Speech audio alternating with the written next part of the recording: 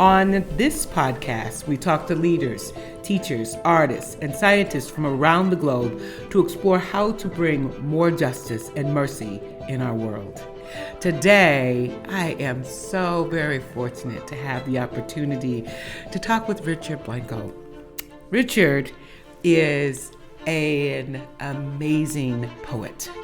And we have a special relationship here with Richard because Richard has worked some time with our MFA program. And actually, I'm so thrilled that tomorrow Richard will serve as our keynote for our commencement. So he's really going to become a part of our family tomorrow because he's going to get an honorary doctorate from Carlo. So welcome to Carlo, Richard. Great to be here, Kathy. It'll be official, more than official tomorrow. It'll be on paper. That's right. You know, today we're going to talk about our theme, creating a more just and merciful world. And you do a lot of that. Your work really asks people to reflect on this notion of justice and difference and how difference is a part of our world. And so one of the things we talk about here is devoted to the future of expression. And that's really what you do. Yeah. Talk to us today a little bit about how did you start down this road? Why did this become important to you? And how are you using the call that's on your life to enhance expression and at the same time bring a lens into justice? Well, I started writing actually late in life. What seemed late in life back then, 27 years old. Mm-hmm. And it was really my first career as a civil engineer. And when I got to my civil engineering office, realized that over half my job was writing. And it's so important to the job, especially writing proposals and things like that. And at the time, I just started really thinking, it made me think about language and also being a child of immigrants and bilingual language somehow has always fascinated me. Mm-hmm. And I always knew I wanted to do something creative in addition to my engineering. And then when this happened, I just started writing really terrible poems.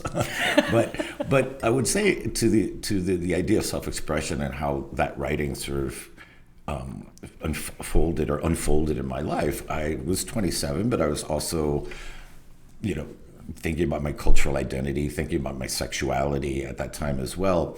And writing was a way to figure that out, right? I always like to say that writing makes you think and thinking makes you write. Mm-hmm. And so that journey of starting to write was also a journey into not only expression on the page, but also understanding myself and gaining empathy for myself too, and trying to understand who I was in the world. So all that, it's partly why I'm still addicted to poetry, is because I always learn something different about myself, about the world, about people in my life, about current events. There's always something that the word makes you investigate. Mm-hmm. So Richard, you were the first Hispanic poet laureate for the Obama administration. And tell us, how did that happen? And then how did you use that moment to cause the world to reflect right. on an incredible time in our history? Yeah, that was obviously a game changer. That really shifted a lot of the direction of my work. But how did it happen? So I don't know for sure yet. I've had opportunities to ask the president, but I kind of want to stay in my little romantic notion of him like absorbed in my poems in the Oval Office and canceling his meetings with Putin, which I'm sure he would have loved to do. It's like, get Blanco in here, or him and Michelle sort of in twin beds, because I can't imagine them together, sort of reading my poems like Lucy and Ricky and saying, "Honey, we should get Richard in here." So, but I've had conversations with him about if I thought I had sort of issues about identity and thinking about what's the American narrative and do I belong to it. Our president's, his biography is even more complex, right? It also brings into mind race and whatnot. So I think that was the common ground. I think probably, they might have given him a handful of poets, and he picked me. I know he picked me personally, and he picked the poem that they wanted me to read because they asked me to write 3 poems. So I know that much. But at the inauguration, I was 44 at the time, and part of me still felt like, am I an American, right? Or, part of me felt, do I have to be some kid on the Brady Bunch, one of the Brady Bunch kids to be American? Because you always grow up with this idea that was to be a real American, right? And so I still went into writing the poem with that question as well. I think the hardest part about writing the poem was asking those questions, which is like, do I love this country? But more importantly, does this country love me back, right? So the poem I wrote is an answer, in a way, is an answer to those questions in the affirmative, saying, no, my narrative is part of this country. My mother's narrative, who grew up in a dirt floor home in Cuba, that's part of the American narrative. Part of out of the many one. All our stories matter. All our stories are part of that narrative. Of course, we're still working on it, right? Right. But and I've sort of also learned or felt after that, the real sense of democracy is a work in progress, or the idea that democracy is not a noun, it's a verb. It's something you just keep on working at. And so before then, I had written more autobiographically centered poems, which doesn't mean that those poems aren't also poems that can create empathy and understanding and whatnot. But after the inauguration, sort of feeling that moment and understanding that question of home in a different way, of identity that so many of us were struggling with. I mean, as the first gay, so many emails and things just from immigrants, from gay people that felt like they finally belonged to this country because of what I represented at that moment. So that ended up writing a book, a collection called How to Love a Country, which is both a statement, a self-help book, and and it's also a question mark, right? What is a country? How do we love it? What does that mean? How do we deal with our past? And so I dared to sort of but sort of go outside my autobiographical comfort zone, and realize that that we all have this. That my question is, many of us have that same question of who are we? How do we belong to this nation? What does that mean? So yeah, it really shifted what I thought a poem could do in the world, and thinking about the poet as a more socially conscious poet, or civic-minded poet, or whatnot. Just really what a poem can do in the world that I hadn't thought about before. Yeah, pretty powerful, right? I remember after you spoke, the president of the university that I worked with at the time gave us all a copy. So this is years before I connected with you or knew really of you. It was just a name on a poem, right at that point, right? And it's incredible how the circle of life brings people back into your life. But I think what is so profound for me is, as we struggle to really work with young people and not so young people to say, how do we create justice? Really and truthfully, it's about 2 things you just talked about. How do we help people love each other? And how do we create urgency to reflect on how do we do this? And you talked about your challenge and your struggle to get to, do I belong here? Right. Am I an American? I think it's a question that a lot of people ask themselves, because what is that, right? What did you come to? And how did you get there? Am I American? And yes, I am. But what's that road? And how do we help other people get on that road? Yeah, I mean, I think that, again, the inauguration was really shifted my thinking on that. And I mean, also it was a great introduction to being in America, so to speak, in front of the mall, in front of a million people. So I really felt like, I guess I am an American. I guess I am. Right. But of course, I mean, in terms of expression, I always, I do it through my poetry. I think we all have different roles, or we fall into different bins in terms of what are the things that activate us, right? What are the things where we're best at? And I found that what I'm doing with my poetry is I'm like a horrible activist, so to speak, right? Leave me at my desk. I can't do the picket sign thing, you know what I mean? But we all, there's people that's what they're good at. That's right. So in terms of that, I just feel like my poetry is my sword, so to speak, even though the pen is mightier than the sword. But I try to create poems that then people can use, right? People can internalize. I lend my voice to different programs, different fundraising programs, different organizations, and I often write poems for them, and just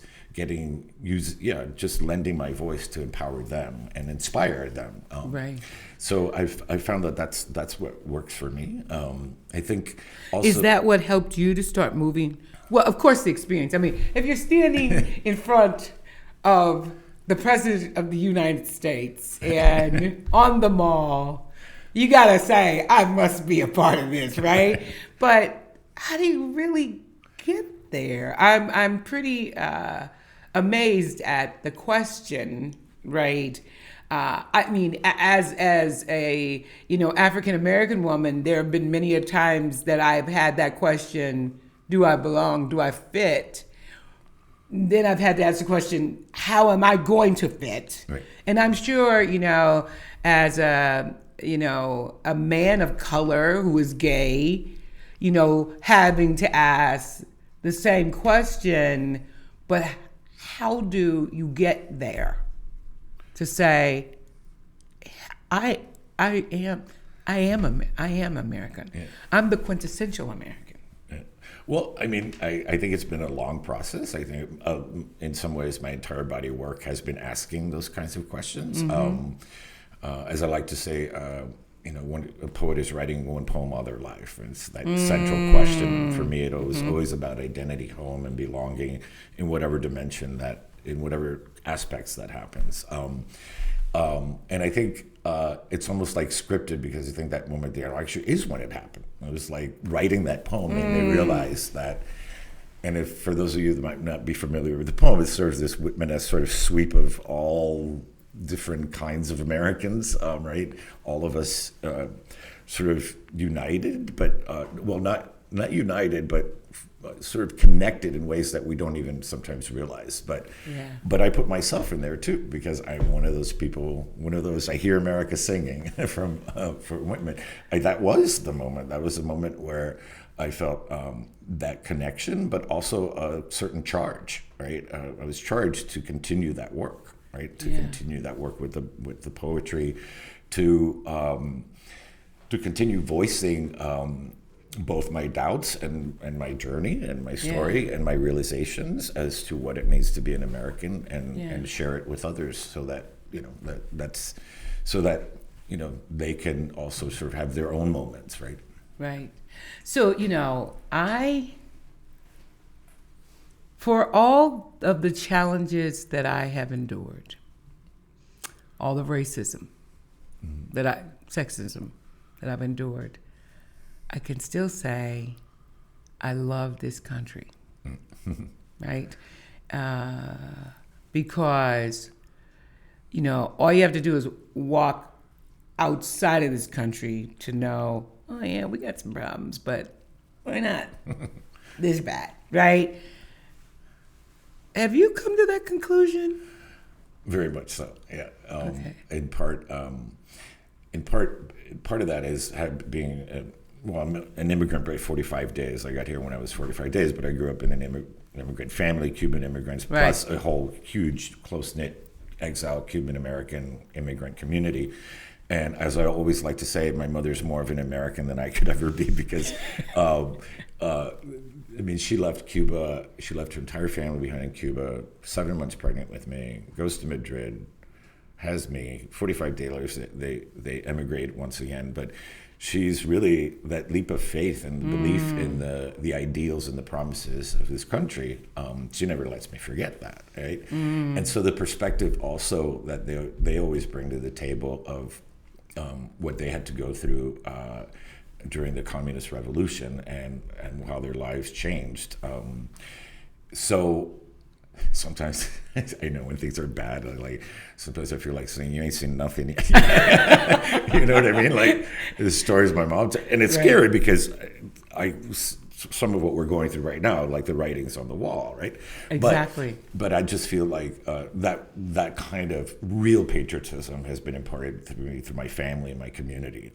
They just, this country gave them refuge and also opportunity and quintessential sort of immigrant experience and ideal.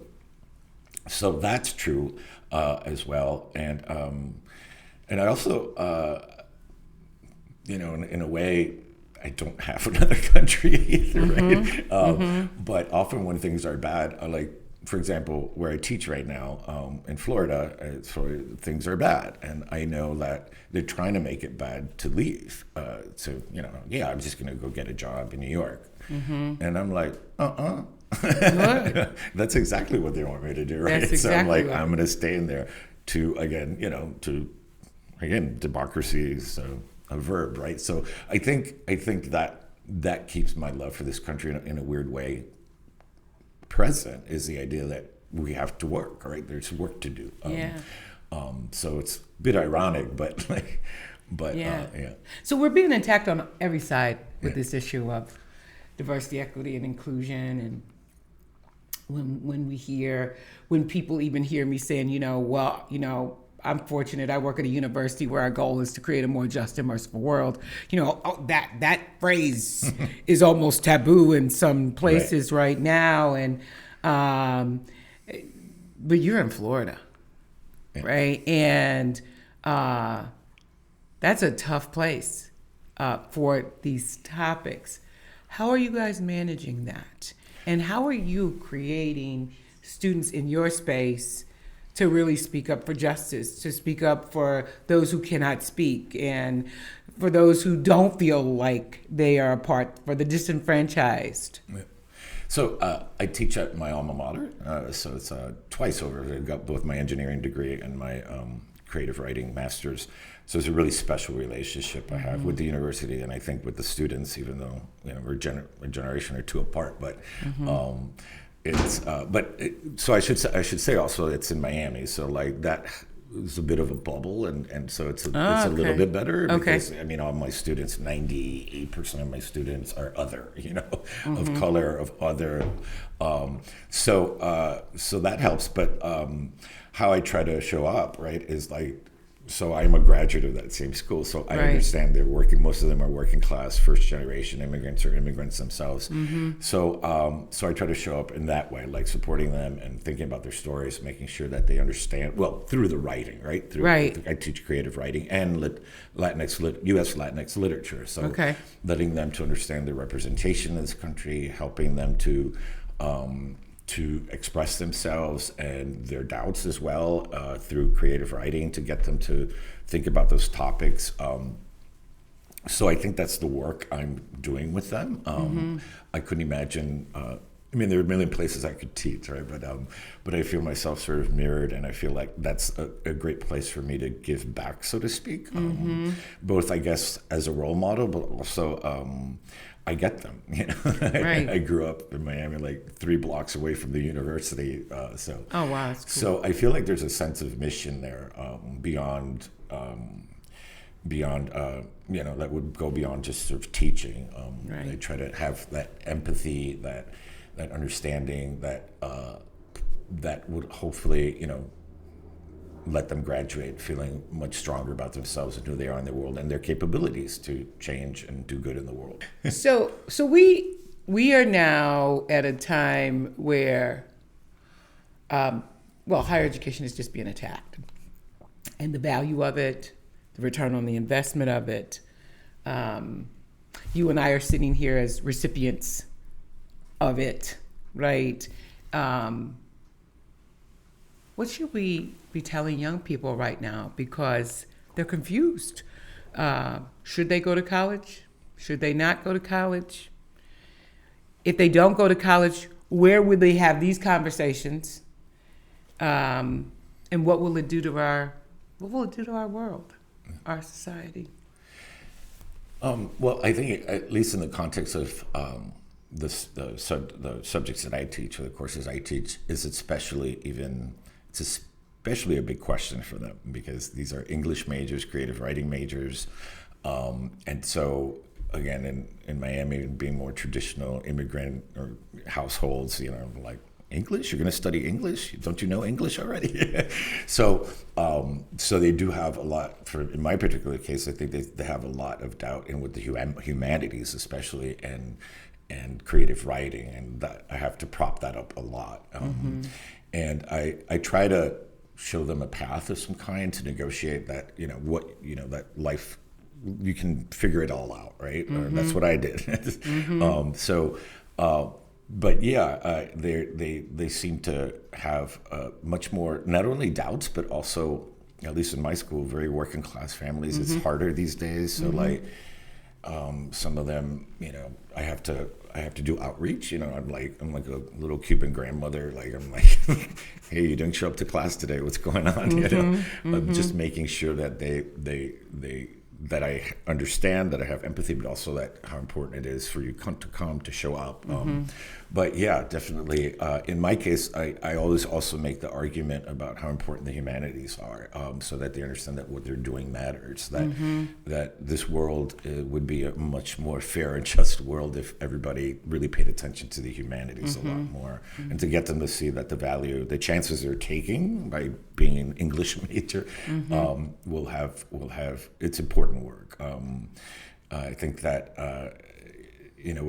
without the humanities, we just become robots, and I think, like I always like to say, humanities make us more self-aware, also aware of the world, and any person like that is going to be a better doctor, lawyer, engineer, teacher, sibling, mother, whatever, you name it, right? So that's especially under the gun in college-wise, right? Like, people are just disregarding the importance of the humanities. And I would say, that's always like, you study engineering and your beginning salary is so-and-so, and like all this quantitative data about, and I think so, I think the humanities are especially need some assistance, so to speak. Right. So I couldn't agree more, because what the humanities do is cause us to think and reflect, and to be able to examine self. And there's a lot of mental illness now. And I sometimes often wonder, is that due to the lack of ability to really examine self? Yeah. What's your thoughts? Well, it's like I said, like earlier, like that was, writing makes you think and thinking makes you write. Like for me, writing is a way of processing the self, a way of understanding myself. It's primarily why I do it, right? It's that discovery when you come into a poem and you're confused or angry or sad or whatnot, and you investigate yourself and in the world. So that's a really important part. But I think the humanities, I totally agree. Like it's about suffering, but it's also empathy. So it's about empathy for yourself first. They're like, okay, it's okay to feel this way, or I feel this way because this, and that's okay, right? Yeah. And then you sort of breathe into it. But also, the humanities teach us empathy for others in the sense that it allows us to put ourselves in somebody else's shoes. Right? I can imagine what it's like to be a woman in 1732 in a novel, right? It allows us to think about things outside of our own. So it's this weird irony that humanities are really about understanding self, but they're also about how they grow outwards. I'll give you a simple example, if I may, from my engineering days. So the young engineers would come into the office completely devoid of any kind of humanities, right? And I mean, they couldn't even make a phone call or have a conversation. And at one time I was designing this huge park with a lake in the middle, and one of the young engineers. I said, look, place the street furniture, locate the street furniture and lighting around the lake. And he puts the benches facing the parking lot instead of facing the lake. And I made him stop for a moment. I said, okay, imagine you're on a date, your first date, and you take your date to this park. What are the chances of getting a kiss if you're facing the lake or facing the parking lot? So you're facing the lake. Okay, thank you. So it's really the idea that, you put yourself outside of yourself and imagine what it's like. And like that, we see that with technology too. It's just become like sort of this dehumanized idea that everything's created in a vacuum without any sense of really understanding your user, right? Who is your user? In my case, I have to be conscious of audience, right? I'm writing not just for myself, but I'm writing for something larger than myself. Right. Where would you be if you didn't get that college degree? Wow, that's a good question. I've never had to imagine that. I was working at my uncle's grocery store all through college, so I'd probably be there. But besides those matters, getting back to our conversation, I just can't imagine, besides the economic sense of like how less self-aware I would be. Maybe I wouldn't even come out. Right? Maybe maybe I would have just, I don't know. That's what comes to mind is like how much less wise I would be for myself and less aware. I think education is not even, it's not just a practical value for get a paycheck, right? It's really a lot more than that. Absolutely, and I think that speaks a lot to the return on the investment, because it's not always just about the money; it's about a full life. Yes, and so it's interesting to hear you say, that's something that you don't even want to contemplate. Yeah, what life I've never even imagined would have been like, if you didn't. So you have been a part of Carlo, I think, prior to my coming. Yes. Actually. Yeah. How did you find Carlo? Well, at the time, Jan Beatty had become the director of the creative writing department, and I wasn't at a university. I was just being a freelance poet, and Jan and I go back a long way, and she's always been such a wonderful soul, and she asked me to consider being part of the faculty at the law residency program, and sort of gave me the rundown because I didn't even know what that looked like. So, right. And yeah, I came here and it felt immediately like family. There's such great care and well, first of all, there's such camaraderie among the faculty that they've become. I always say my Carlo familia. I mean, it's just this energizing place. And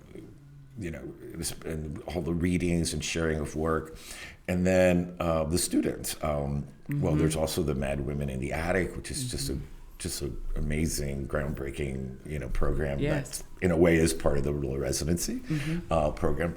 And the students also, I mean, I don't know how that happens exactly, but I guess like attracts like, right? Right. But the students also just have such incredible depth of feeling, empathy, but also really have that sort of investigative spirit of the world, like we were talking about, they want to learn about themselves and their place in this world, and that's fascinating to watch. I mean, as a professor, that's one of the, you live for that kind of student.